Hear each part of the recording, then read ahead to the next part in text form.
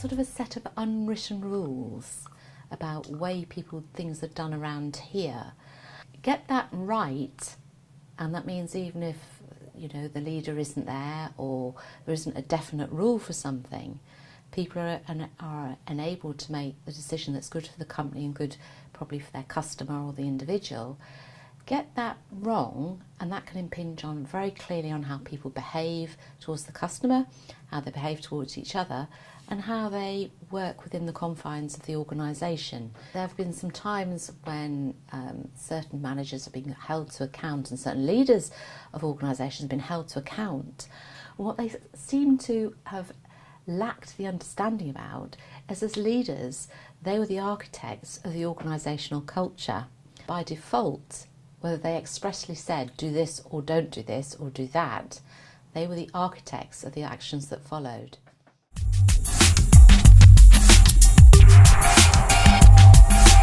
find that the first founder has had a profound impact on the culture of the organisation.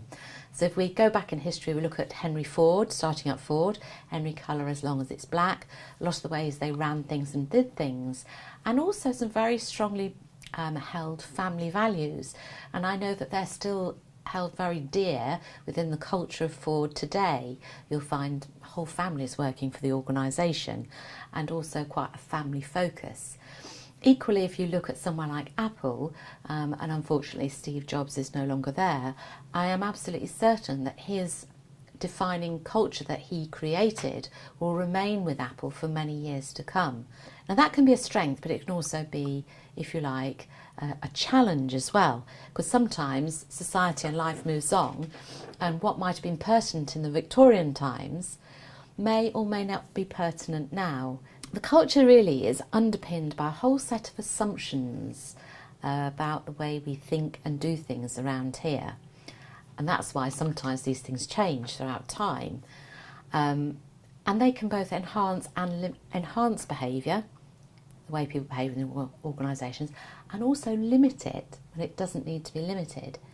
Culture is also very much about what's valued in the organisation. We're all familiar with organisations having some very explicit values, which is often on their website and in their corporate brochures.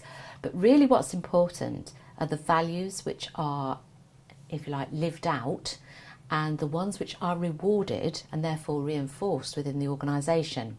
And the culture embodies those much more than it does the list that's on the website and in the corporate blurb, for want of another way of putting it.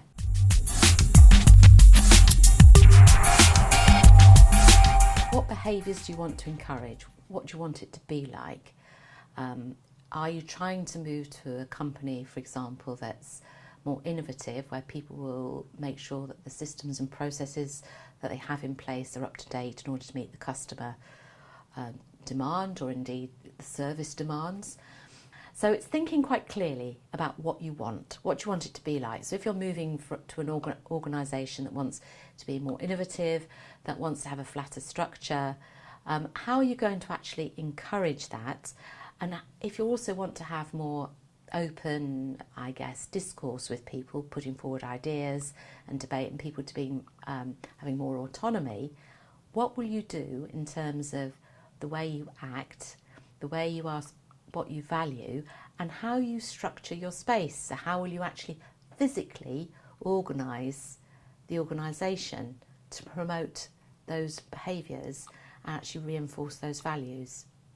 People often forget that the physical space we inhabit actually is really important.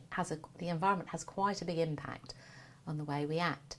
But it has to be looked at from all those areas. What are people's commonly held assumptions? Which are right, which are inaccurate now?